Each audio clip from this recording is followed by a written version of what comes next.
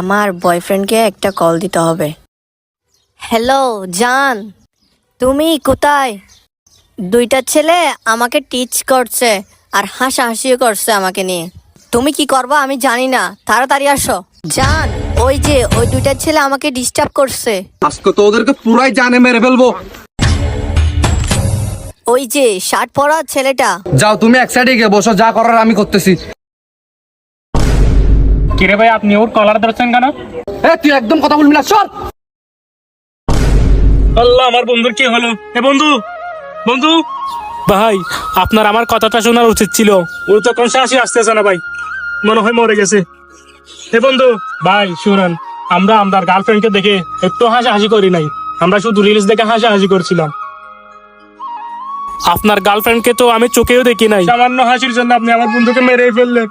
বন্ধু উঠ, বন্ধু।